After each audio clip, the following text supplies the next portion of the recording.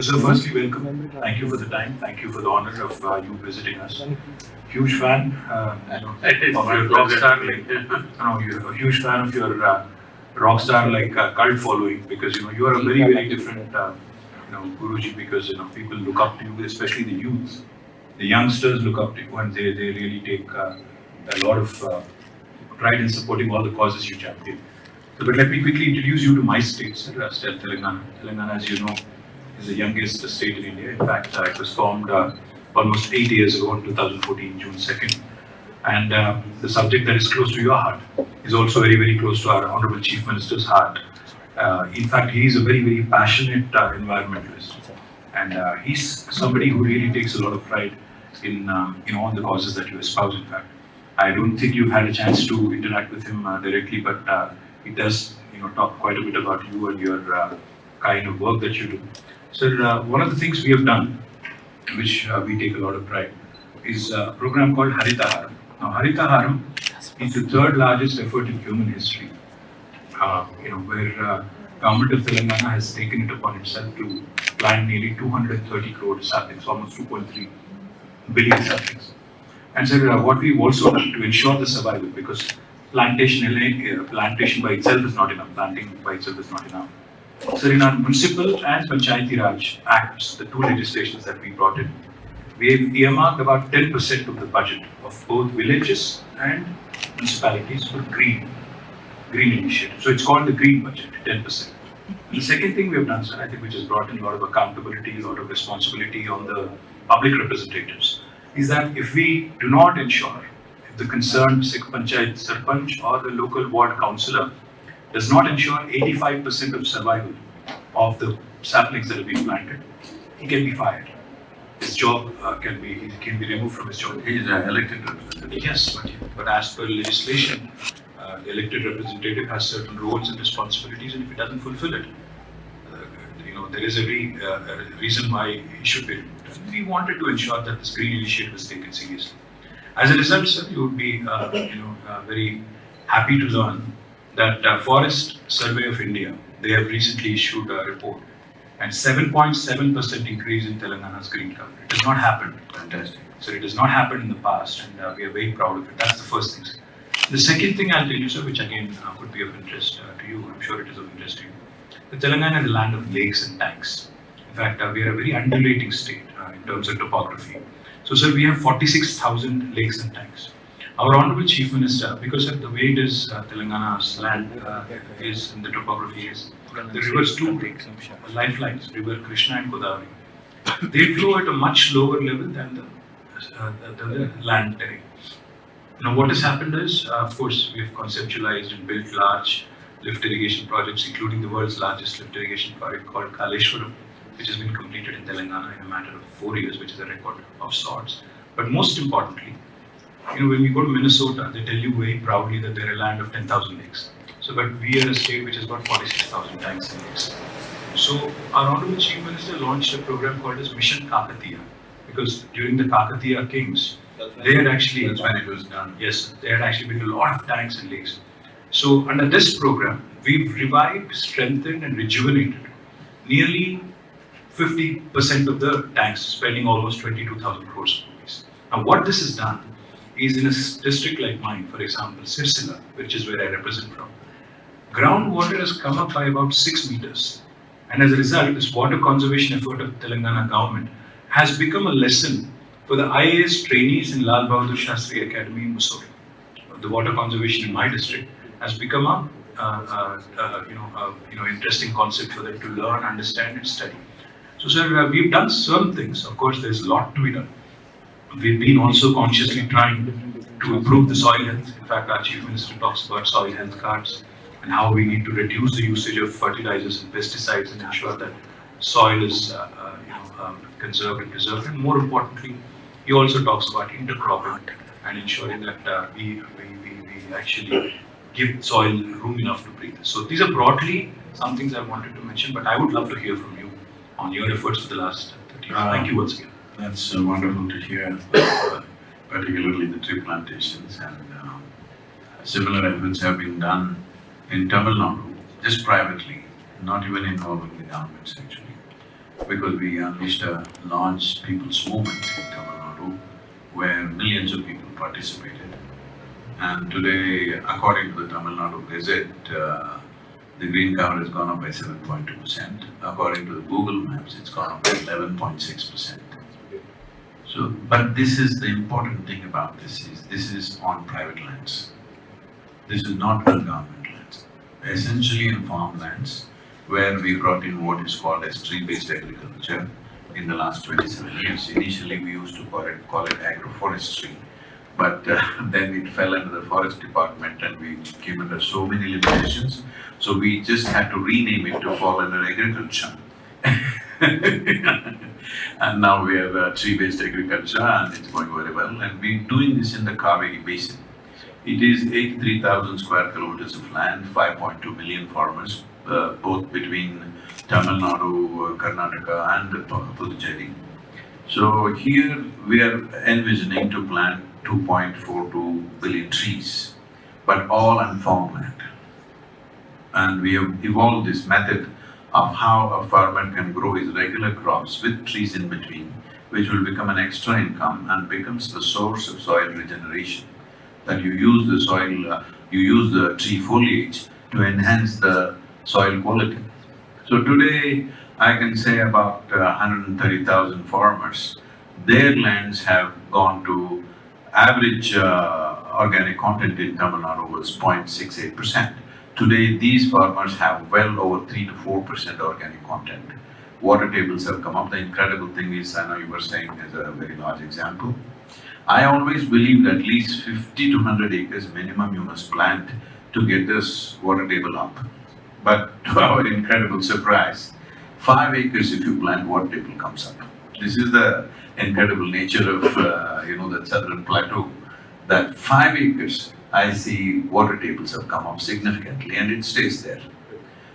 So right now this movement, Save Soil movement worldwide, is because not a single nation in the world has the 3% minimum average organic content that is necessary to keep the soil organisms alive for future generations.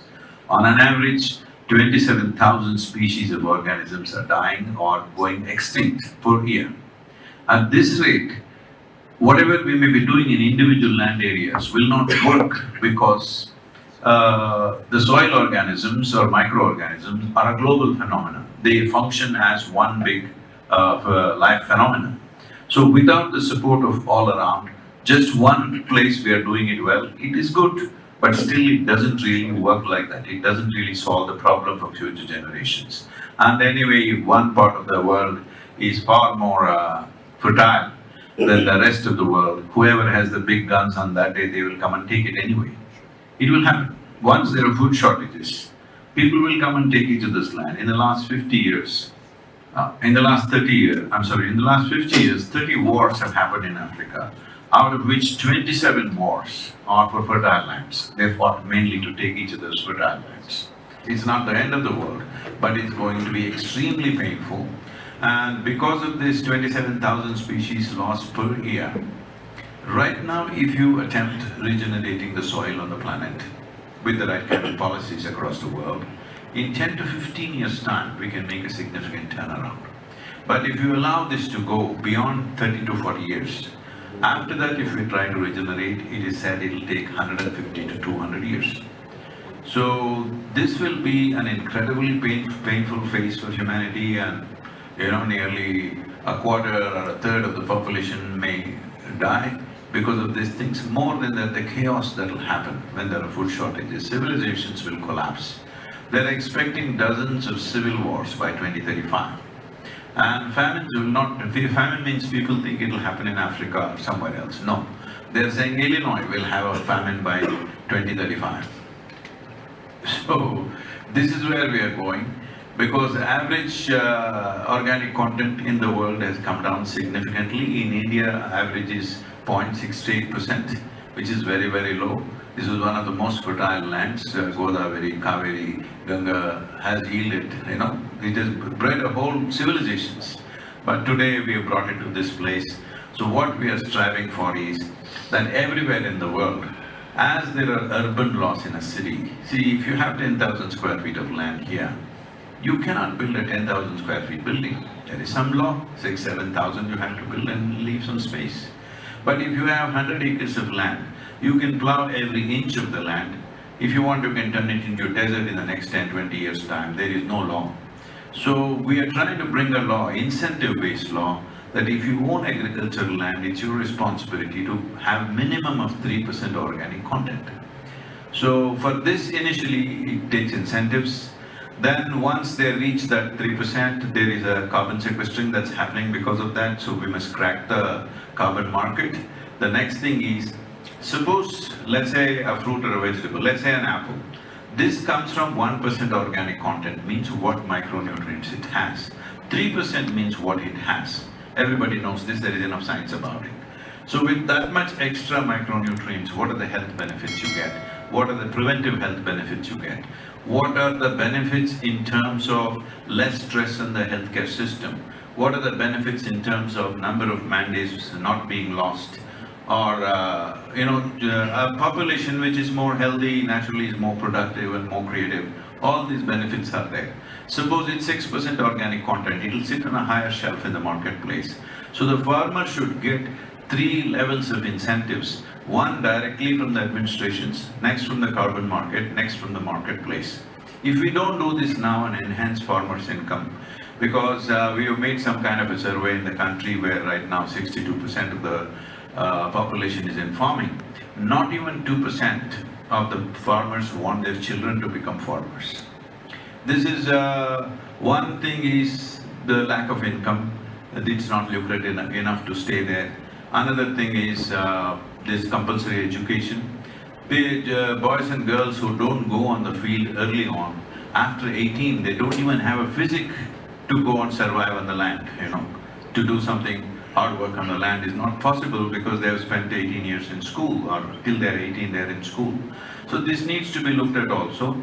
But the most important thing is a farmer should earn as much as a doctor, engineer, lawyer, whatever drives people into the urban centers. They must earn at least that much. Only then we will have farmers in the next 30 years. Otherwise we will be in a serious peril of not having enough people who know how to farm. My experience of things is, even people who have done MSc in agriculture cannot grow a single crop.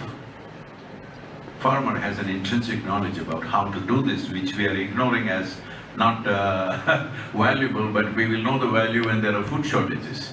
So this is, I'm doing a 100-day journey from London to Kaveri, which is about 30,000 kilometers. I've already completed 25 nations. I'm in Dubai right now. Tonight I'm going back and continuing the journey. So going to Muscat, and from there I'm taking, along with my motorcycle, taking a small boat to Gujarat, and from there I'm riding all the way. I will be coming to Hyderabad. We look forward to your We'll welcome you, of course. I will give you a policy document. Please examine that before that. This is a simple guideline document that farmers should benefit, and it should be incentivized in such a way that he will naturally want to raise the organic content. You mentioned reduction of fertilizer and pesticide. See, these are issues, but if you attempt it that way, right now I've spoken to the European Common Agricultural Policy people. See, they are talking about a very complex approach. It is very well thought out, well intentioned. I admire that. But what we need to understand is, when it comes to implementation, you will not have scientists or academics implementing it. It's the farmer who implements it. It has to be simply one point, easy to implement policy. If you have 10 things to address, for example, people are saying reduce fertilizer. I have been in agriculture myself. See, if that is your field, this is my field. How much fertilizer your land demands, how much mine demands is not the same. Not always the same, I'm saying.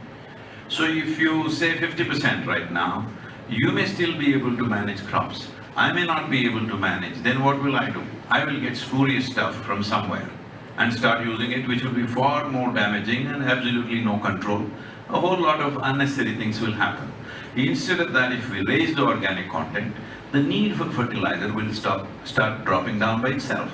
This whole urban idea that farmers are simply throwing fertilizer on the land and destroying the land is a silly idea, because fertilizer costs so much money. Why would farmers simply throw it on the land? They don't understand, in a degraded land, unless you use a certain quantum of fertilizer, nothing is going to come out of it. And above all, in the marketplace right now, if you go to this any market here, it says this is organic. If this fruit is organic, what is the other fruit? Is it inorganic? This is all a marketing stunt. If you fix it that if it is 3% and above, what is the micronutrients? There's enough science to tell us that. If you say this is from a 3% field, people know how much to pay. If you say this is from a 6% field, they know how much to pay.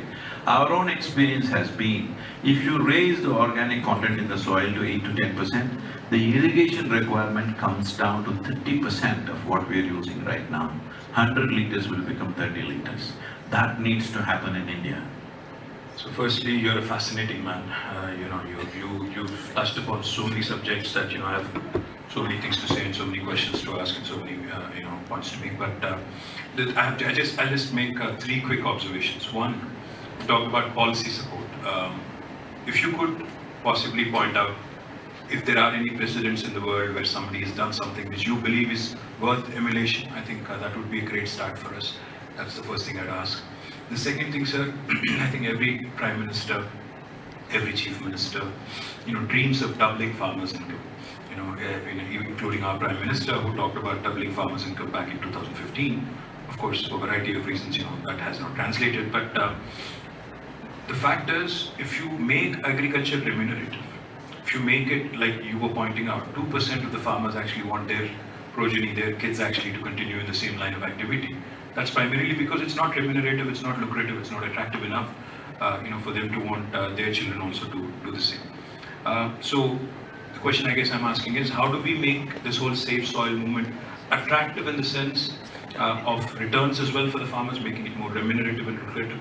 And the third point I'll make, of course, we'll welcome you in Hyderabad, and more importantly, sir, I wanted to point out, we are one state where the farmers are federated.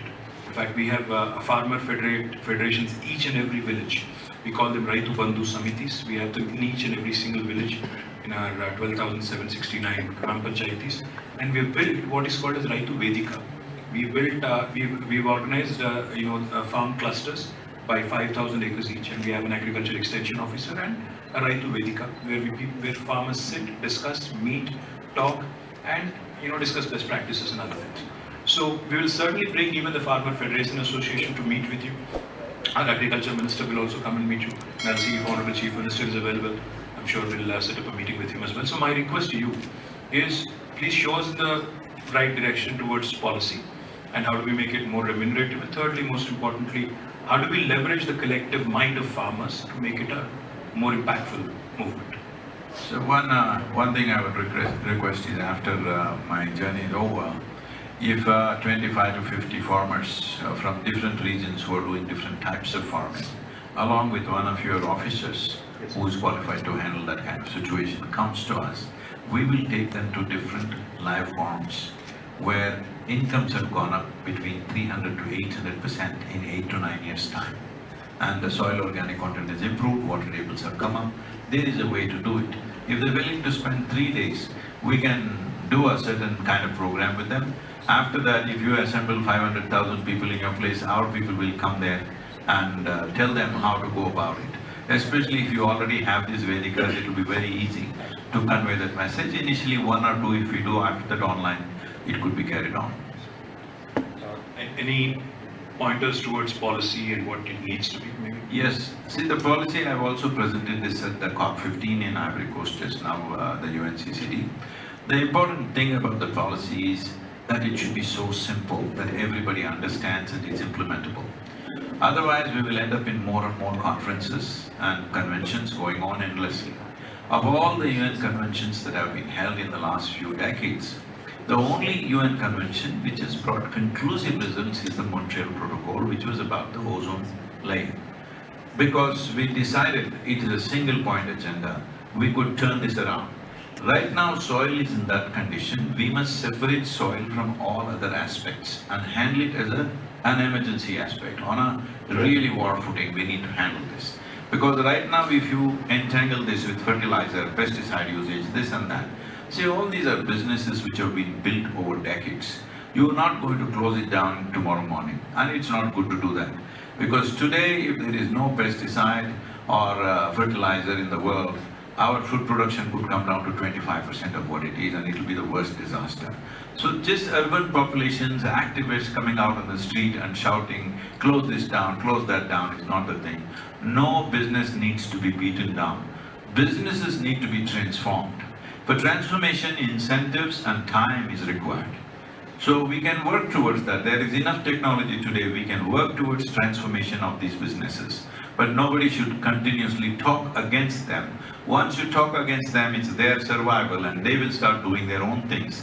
It's an unnecessary reality.